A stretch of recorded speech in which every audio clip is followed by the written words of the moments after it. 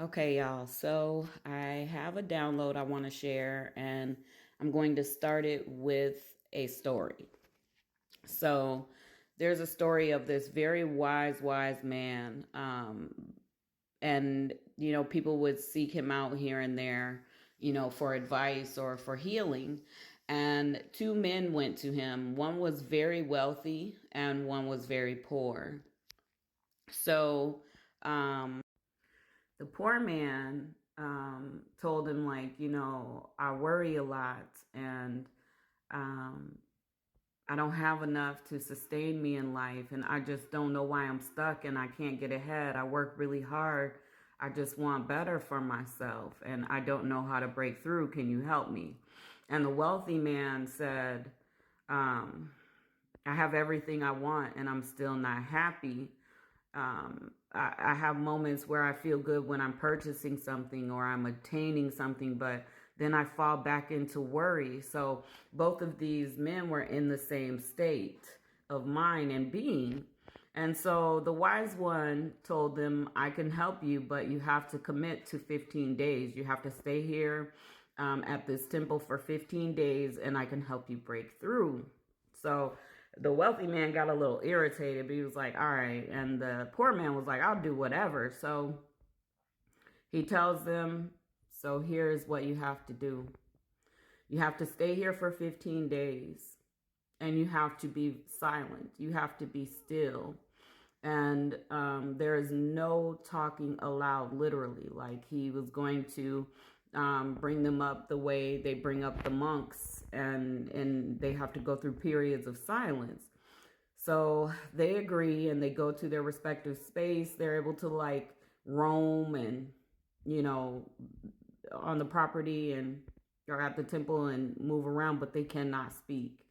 So the first day, they both experienced so much brain noise. Like, their mind was analyzing, worrying, trying to solve things, very uncomfortable. And day two, same thing. But by day five, they had moments of relief where they had insight to all the worry and the questions and the feelings. So they kept going and they continued to observe in silence. And then by day 10, they had this moment in their meditation where they were literally they closed their eyes and they went into this deep state of meditation, and they found themselves. They found a peace. So then by day 15, they both returned to the leader, the spiritual leader, the guru, and they explained that they realized that their mind and their wants and desires and following the reasoning of society and all of those things was impacting them inside. So they dug in and they found inner self. And they realized that they were allowing external factors to determine who they were. Which brings us to this. So I made these little diagrams, and this body here is an atom. It is you, it is I. We're made up of billions of atoms, right? Atoms become atoms, are called atoms when they become mass. When something becomes a solid mass, it is then an atom. It's made up of atoms, right? So this is a carbon atom. So a carbon atom has 6 electrons. These are on the outside on these webs. And within the atom, there are 6 protons and 6 neutrons. This is stability. This is called a neutral atom. Everything is in its place, orbiting as it should. Now, the way this works is the electrons orbit around the atom, right? So the environment can affect the flow and the number of electrons. Within are your protons and neutrons, and they can also be affected. So that's not the one I want to show first. So if you wind up with your environment being very negative, worrisome, troublesome, and you allow that to affect you, you lose electrons which power your energetic self, right? So you have these electrons moving around and there's a force flowing it, right? So then they penetrate you, and look at the carbon. There's less carbon, but there's more negative charge. Electrons are negative charges. So look at those negative charges. Look, and then you have an electron within yourself, negative, negative, negative, right? So things are disproportionate. Once this happens, you're not even called an atom anymore. You're called an ion. So I am Trevivra. I am no longer Trevivra if I allow a negative environment to penetrate me and affect me. I am now an ion. So my whole nature changes according to what I allow internally in my environment to affect me. So then we go to a positive charge. If too many protons are positively charged, look what happens. Look at the carbon. Disruptive, unstable, imbalanced. So the electrons are still flowing the same, but look at all these extra. There's more than 6 floating around in here, and there's more than 6 neutrons within yourself.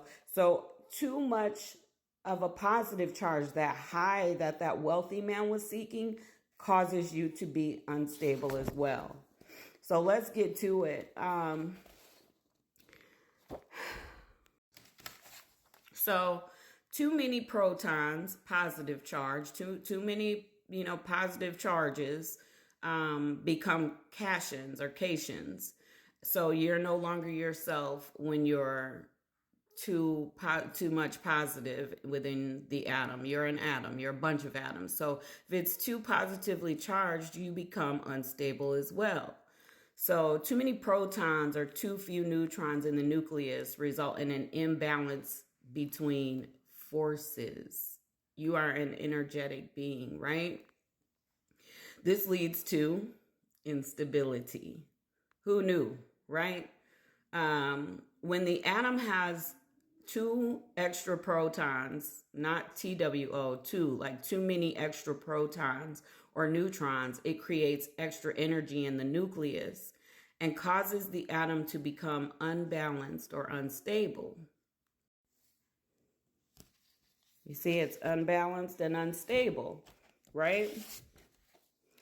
Also, no matter how many protons or the positive charge, the electrons will always be there. So these negative charges will always be a part of your life, a part of your environment.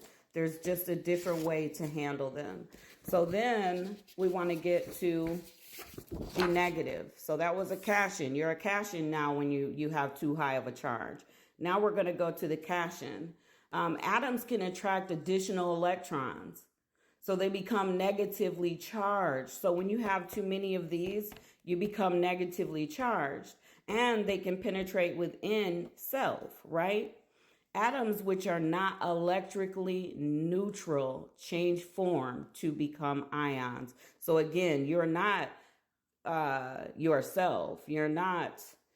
I'm not Trevivra anymore. Now I'm ion, right? I'm not even connected to myself, right? So with that being said, you are the ruler of your environment, of what's within. Not your environment, but what's within. So if you allow what's around you, which is negative, it's electrons. So there's negative all around you to cause you to attach or react emotionally or to connect with it as if it's truth, then you become something other than self. It takes self-discipline. It does take time sitting alone. It takes a lot of reflection, but it also takes a lot of self-understanding that you are an observer and living for right versus wrong. And even if you advocate, march, whatever you do, do not become that which is outside of your environment. Just take steps to be an activist or not.